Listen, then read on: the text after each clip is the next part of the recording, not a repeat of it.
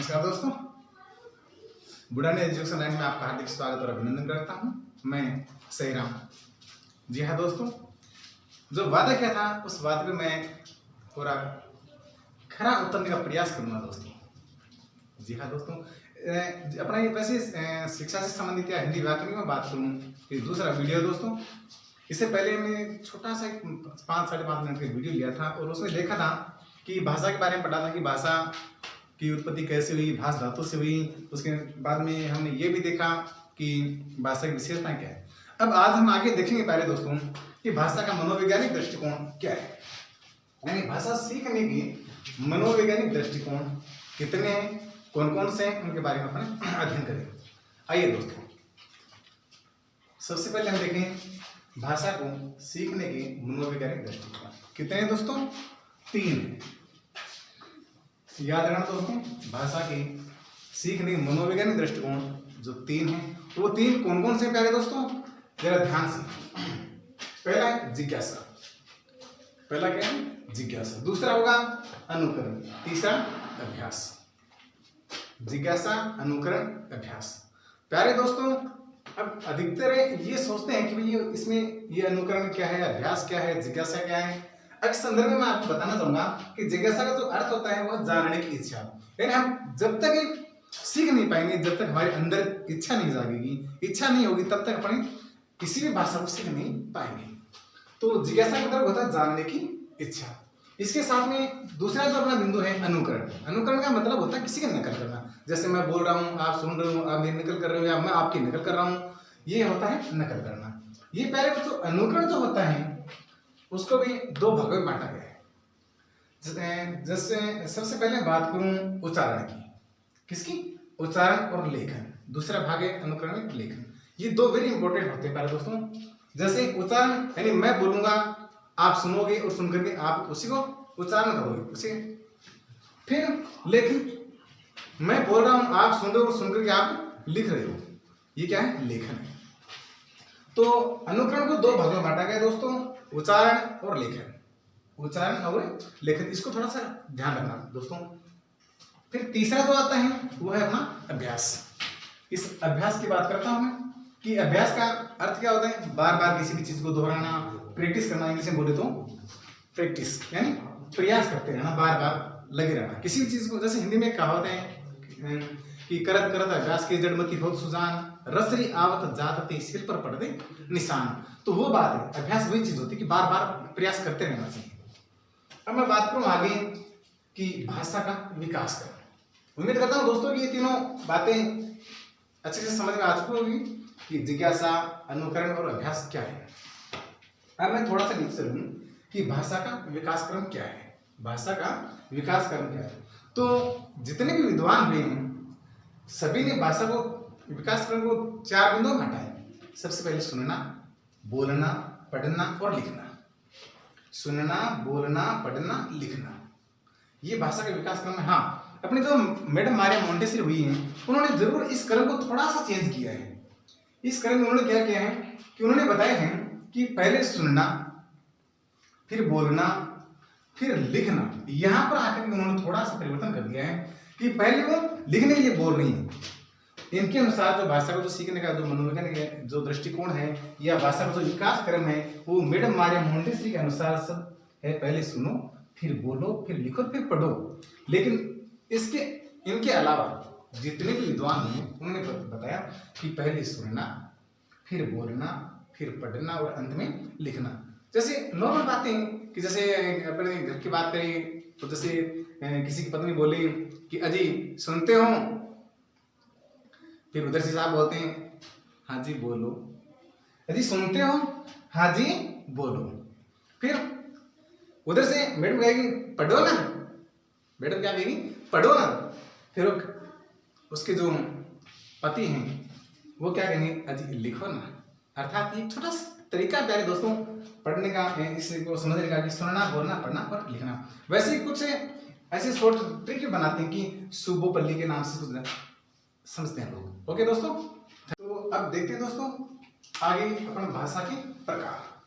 अब चलते हैं भाषा के प्रकार, जो कि कुछ विद्वान बताते हैं दोस्तों कि भाषा के 2 प्रकार होते हैं या दो भेद होते हैं, लेकिन मैं बता देता हूँ प्यारे दोस्तों कि भाषा के 3 ही प्रकार होते हैं। भाषा के 3 ही प्रकार होते हैं, और कैसे होते हैं मैं पूरा एग्जाम्पल के साथ मैं आपको समझाने का प्रयास करूंगा।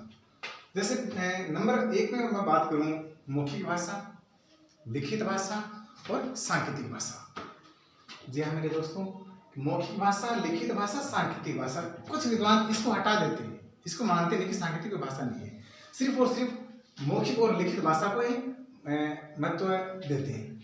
लेकिन मैं बता दूं ये भी एक भाषा होती है। इसका मैं एक अच्छा सा आपको उदाहरण देने वाला हूँ। तो देखते हैं सबसे पहले मौखिक भाषा होती क्या है। कहते किसे कि अपने विचारों को बोलकर या अपनी भाषा के माध्यम से प्रकट करना। मैंने कि जो विचार हैं उनको बोलकर ही प्रकट करने का माध्यम क्या होता है, मौखिक भाषा होती है, जो सबसे सरल मानी जाती है। इसके बाद में लिखित भाषा, जो लिख कर अपने विचारों को प्रकट करना, लिख कर अपने विचारों को प्रकट करना लिखित भाषा होती है। सांकेतिक भाषा, संकेत से अपने विचार प्रकट करना। इसको थोड़ा सा हाईलाइट करते हैं तो दिमाग लगाना दोस्तों कि सांकेतिक भाषाएं विद्वान इसको हटा देते हैं कि सांकेतिक भाषा को मानते नहीं, लेकिन ये भाषा होती है, इसको अपने दिमाग में रख लेना अच्छे से। संकेत से अपने विचार प्रकट करना सांकेतिक भाषा कहलाता है। अब जैसे मौखिक भाषा में बात करूं कि ये सबसे सरल होती है, सबसे आसान होती है। क्यों? क्योंकि बच्चा जिस परिवेश में रहता है, जहाँ रहता है, सबसे पहले वो अपने मातृभाषा को सीखता है, तो ये सबसे सरल होती है। लिखित भाषा होती है वो दोस्तों सरल भी होती है और कठिन भी होती है, सरल भी और कठिन भी होती है। इसके अलावा अपनी जो सांकेतिक भाषा है ये सबसे कठिन होती है। क्यों होती है? इसके पीछे कारण जानो। क्योंकि संकेत है वो निश्चित नहीं होते, संकेत है वो निश्चित नहीं होते हैं दोस्तों। जैसे अभी मैंने ताड़ी बजाई है, क्या अर्थ लगाओगे इसका? इस ताड़ी का अर्थ क्या लगाओगे? कुछ लोग समझेंगे कि इस ताड़ी का मतलब होता है कि शायद अब सर छुट्टी करेंगे। कुछ इसका अर्थ लगा बैठते हैं कि अब चलो खेलने का नंबर आ गए। यानी संकेत वो निश्चित नहीं होते, इसलिए सबसे कठिन मानी गई है। और सांकेतिक भाषा के बारे में मैं आपको मैंने बताया था, एक शानदार उदाहरण दूंगा जो किसी जमाने में बिहारी जी ने दिया था। बिहारी जी शानदार दोहा प्यारे दोस्तों कि कहत नटत रीझत खिलत, कहत नटत रीझत खिलत मिलत, सॉरी, कहत नटत रीझत खिजत मिलत खिलत लजियात। कहत नटत रीझत खिजत मिलत खिलत लजियात, भरे भवन में करत है नैनन ही संवाद। अर्थात यह मैं थोड़ा सा समझ में नहीं आता, मैं एक बार गा के बता देता हूँ। कहत नटत रीझत खिजत, कहत नटत रीझत खिजत मिलत खिलत लजियात, भरे भवन में करत है नैनन ही सो बात, बिहारी जी नैनन ही सो बात। प्यारे दोस्तों इसका मतलब क्या हुआ? इस संकेत का मतलब क्या होता है कि पूरा घर परिवार बैठा हुआ है, पूरा घर परिवार बैठा हुआ, नवेली दुल्हन और दूल्हा आमने सामने बैठे हुए दोस्तों, और घर के सारे सदस्य बैठे हुए हैं, तो एक दूसरे से मिलने के लिए बेताब हो रहे हैं मगर मिल नहीं पा रहे। अर्थात दूल्हा है, अर्थात उसका जो पति है वो अपनी उस नई नवेली दुल्हन को कहता है, इशारा करता है, पर वो मना करती है। फिर वो रिझती है, फिर प्रसन्न करने को उसको बनाने का तरीका ढूंढता है, फिर वो नाराज हो जाती है, खिंचने का नाटक करती है। फिर जो ही प्यारे दोस्तों उनके नैन आपस में नजरें मिलती हैं, फिर एक वापस खिल जाती हैं। फिर दुल्हन वो शर्मा जाती है, आंखों ही आंखों में इशारे करते हैं। अब पूरा भवन, पूरा घर परिवार में सारे सदस्य बैठे हुए हैं।